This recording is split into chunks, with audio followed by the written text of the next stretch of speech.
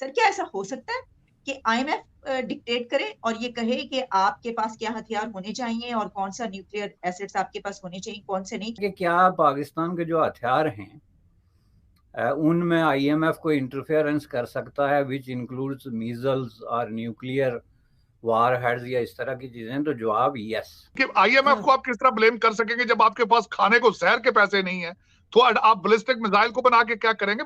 आप किस तरह ब्लेम कर सकते हैं आईएमएफ को? अब जो लोग ये बात करते हैं वो हिस्ट्री नहीं जानते। आप अर्जेंटीना की हिस्ट्री पढ़ें, आपको पता है अर्जेंटीना एक वक्त में न्यूक्लियर पावर थी, और ये जो साउथ अमेरिका में न्यूक्लियर पावर्स 2-3 थी जिनको इन्होंने डिसआर्म किया, उनसे हथियार वापस लिए और उनको मजबूर किया कि वो अपने हथियारों के प्रोग्राम जो है वो तर्क करें, और उसमें सबसे ज्यादा रोल जो है वो आईएमएफ ने प्ले किया। अगर आप ये कहें कि आईएमएफ जो है आपके साथ ज्यादती कर रहा है, आप ये बताएं जिसके पास खाने को जहर के पैसे ना हो उसको तोपों की जरूरत होती है उसको? आप तो सर्वाइवल मोड में है ना। Vivian Balakrishnan can be the new PM of Singapore, there is a chance. तो सिंगापुर में भी भारतीय मूल के प्रधानमंत्री आएंगे। ये है ताकत सनातन और सभ्यता की। जहां तक क्रेडिट चेक करके आपको पैसे देने का जो मसला है, Pakistan has no credibility at all.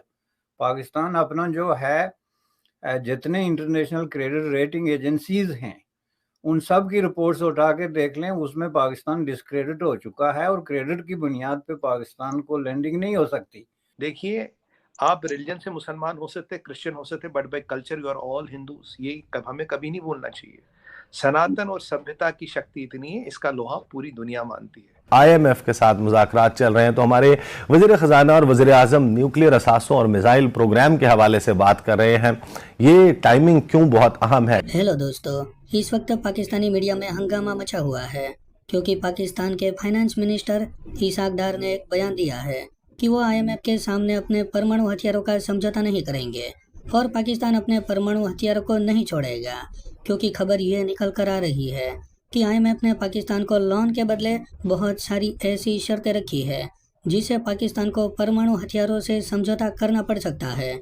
इसी सवाल पर बैरिस्टर हामिद बसानी साहब ने बहुत बड़ा खुलासा किया कि आईएमएफ पहले भी दुनिया के 2-3 देश ऐसे थे जिनके पास न्यूक्लियर हथियार थे। उन देशों से न्यूक्लियर हथियार छीने गए, उनमें से एक देश अर्जेंटीना था। ये खबर को सुनकर पाकिस्तानी मीडिया घबराया हुआ है कि कहीं पाकिस्तान भी उसी राह पर तो नहीं चल पड़ा है जिस तरह से आईएमएफ पाकिस्तान पर दबाव बढ़ा रहा है। इससे तो ऐसा ही लगता है कि आज नहीं तो कल पाकिस्तान को अपने न्यूक्लियर हथियार को छोड़ना ही पड़ेगा। तो चलिए दोस्तों, आगे इसी पर पाकिस्तानी मीडिया का रिएक्शन देखते हैं। सर क्या ऐसा हो सकता है कि आईएमएफ डिक्टेट करे और ये कहे कि आपके पास क्या हथियार होने चाहिए और कौन सा न्यूक्लियर एसेट्स आपके पास होने चाहिए, कौन से नहीं? क्योंकि अब उनकी स्पीच को ऐसे ही लिया जा रहा है कि उन्होंने जो ये बात की है तो क्या इसी तनाजुर में की है? देखें जी, ये तो एक बहुत ब्लंट किस्म की स्टेटमेंट होगी ये कहना कि आईएमएफ डिक्टेट करे या ना करे। और इस स्टेटमेंट पे वो लोग सवाल उठा सकते हैं जो ये जानते ही नहीं कि आईएमएफ क्या है, वो किसको रिप्रेजेंट करता है, उसको चलाता कौन है और उसके पीछे जो रियल अथॉरिटीज जो हैं वो कौन सी हैं, जिनकी मर्जी के बगैर आईएमएफ जो है ना कोई लूनिंग कर सकता है ना लैंडिंग कर सकता है। आईएमएफ जो है वो कोई उस तरह का कोई इंडिपेंडेंट इदारा नहीं है। आईएमएफ जो है वो एक पूरी वेस्टर्न जो पॉलिटिकल इकोनॉमी है उसको चलाता है, और इस पे हम 12,000 कर चुके हैं कि इसको समझने की जरूरत है कि इसकी जो फॉर्मेशन थी बुनियादी तौर पे दूसरी जंग अजीम के बाद, वो दुनिया के फाइनेंशियल मामलात को वेस्टर्न वर्ल्ड के मफादात के मुताबिक रेगुलेट करने के लिए इसको बनाया गया था। और इसके जो बुनियादी मकासद थे वो यही थे कि जो सबसे बड़ा मकसद जो है वो करेंसी की जो वैल्यूएशन और डिवैल्यूएशन और मुल्कों के जो फाइनेंशियल क्राइसिस हैं उसमें किस तरीके से इंटरनेशनल इंटरवेंशन की जाती है। अब उसकी उनको जरूरत क्या महसूस हो रही थी? उनको जरूरत उस वक्त ये महसूस हो रही थी कि उस वक्त इंटरनेशनली जो है वो एक जो क्राइसिस आ गए थे जंग के बाद, उसमें जो है उनको जो है वो एक ये खतरा महसूस हो रहा था कि दुनिया में ये जो फाइनेंशियल क्राइसिस उभरते जा रहे हैं इसकी वजह से अनरेस्ट हो रही है,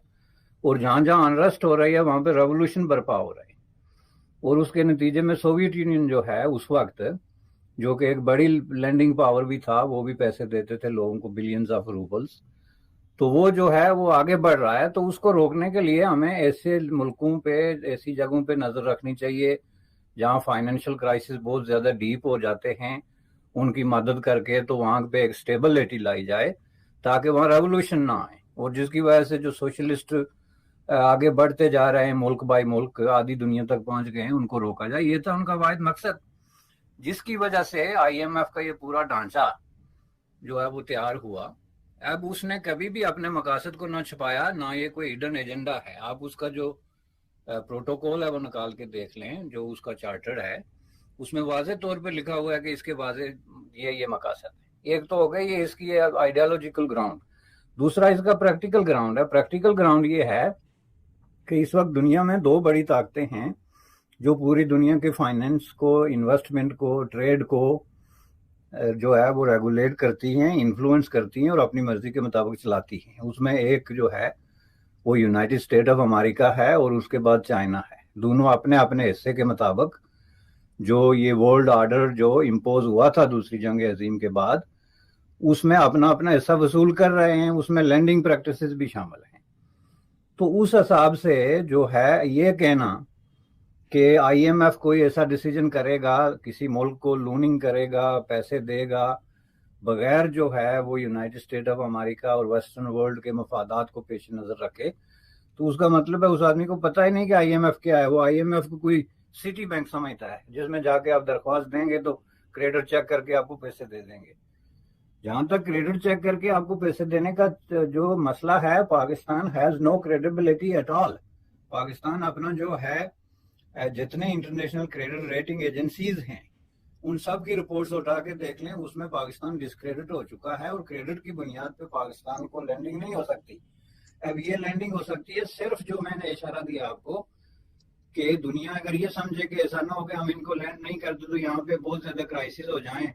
एक न्यूक्लियर मुल्क है, इसके पास हथियार हैं, एक स्ट्रेटेजिकली लोकेटेड कंट्री है, तो ऐसा ना हो कि हालात हमारे हाथ से निकल जाएं।